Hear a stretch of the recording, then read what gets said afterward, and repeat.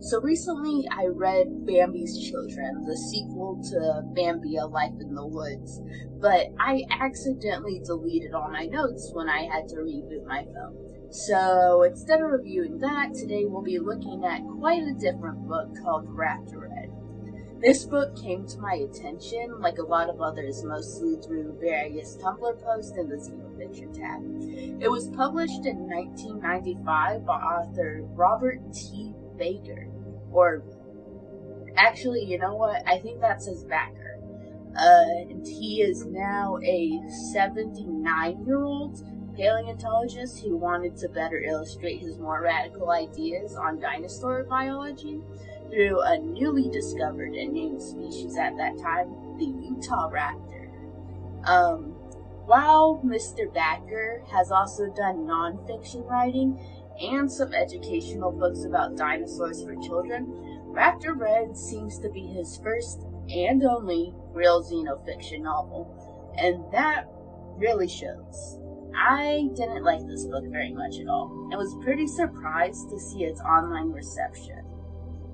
It has a 4 out of 5 on Goodreads, a 4.5 out of 5 on Amazon, and a 4.4 out of 5 on Barnes & Noble. I'll be completely honest, I wanted to see a second opinion on this book and ended up watching a review from someone who did enjoy it, which shifted my perspective a bit and made me feel a bit more generous towards this book's reading. The book follows a year in the life of a sexually mature female Utah raptor. The reader follows her as she quickly loses her first mate, only to find another after she's devoted herself to helping her sister raise her chicks. The bulk of the story revolves around the main character, who, although nameless, is referred to as Raptor Red, as she struggles to choose between prioritizing her sister's offspring survival, or the survival of her new partnership and any potential future offspring of her own. I'm not a dinosaur person. I could probably only name about 15 dinosaurs off the top of my head. I've never watched a full Jurassic Park movie, nor do I really want to. Despite this, my main gripe with this book wasn't at all the subject matter. In fact, I'd love to read more books about dinosaurs just to see the range and substance. I was instead frustrated mostly with the tone. I found that throughout the book, it would often switch between heavily informative, sometimes annoyingly so, back to a more fantastical tone. Mostly in the beginning, it seems like the author was trying to stick with the more scientific and less anthropomorphic side of things, but ended up sacrificing some of his original intent for a more interesting read. Not that Xenofiction can't be done well without heavy anthropomorphization. One of my favorite books, The Fox and the Hound by Daniel P. Mannix, is a great example of how to write realistic animals given what we know about animal psychology.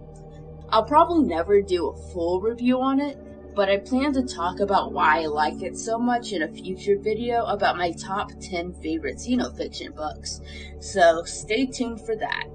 As for Raptor Red, at a point, the author just seems to give up communicating mood and intent through body language, or context, and just gives the animals internal monologues. Needless to say, it's a bit jarring when it happens, and although I got used to it eventually, I still kind of mourned the more serious direction I thought the book was going. Backer also makes nodding in agreement a thing that the raptors do, which, once again, feels way too anthropomorphic considering that today's birds and reptiles don't do that. At least, not in the same way or for the same reasons humans do it, which is the way it's portrayed in the book. Additionally, the dinosaurs are sometimes telepathic. They'll communicate ideas with each other by looking at each other. Sometimes this works, like in situations where the next course of action is obvious to both parties and the reader. For example, if me and my sister both saw a $100 bill on the sidewalk at the same time, then looked at each other, the message would be pretty clear, especially paired with an emotive ape face. It doesn't ever seem realistic in Raptor Red, though. because there's often too much room for what the raptors could be thinking in the context of the situation, and Mr. Becker isn't relying enough on body language to get the point across. And because of this, instead of two characters happening to think the same thing at the same time, it just looks like telepathic communication. In the real world, nonverbal communication and cooperation isn't so clear-cut. In hunting wolves, for example, a hunter isn't going to rely on the look in another hunter's eyes to tell them which deer in a herd they're going for. Instead, they'll simply follow their lead and watch what their whole body is doing to give them the information they need. Real-life nonverbal communication can be a little complicated, but it's also super fun to dissect. It made me feel a bit let down when these interesting interactions boiled down to Raptor 1 looks at Raptor 2 and tells them exactly what they're thinking. If there's one thing I hate, it's being talked down to. And boy, did this book treat me like I was stupid. Information was being repeated constantly. If I had read this book 6 years ago, maybe this wouldn't have bothered me. But I'm reading this book in the year 2024, so it did. Other people might have a tolerance for reading some variation of the word Darwin more than 5 times in the same chapter as the author explains something to you just one more time in case you forgot what evolution was, but I absolutely do not, and it genuinely pissed me off multiple times, not enough to stop reading. Thank the Xenofiction gods, this book wasn't nearly as bad as Doglands, but man, I did think about just putting the book down and starting the review process already. Generally, there's nothing wrong with switching protagonists for a chapter or two. I mean, I'm a fan of the Warrior Cat series, and those books are kind of famous for that. But there is a time and a place. Raptor Red, more than once, made me pretty frustrated with how long I was forced to spend away from the raptors themselves accomplishing nothing. The first time it happens feels pretty okay. You want me to read a chapter in the headspace of the prey the raptors are actively hunting? Okay. That makes sense to give the reader a more thorough appreciation of the predator-prey relationship going on. It's fair. You want me to read a bit about this white pterodactyl that often scavenges on the main character's kills? You know, okay. Now we get an outside perspective of the characters that's positive.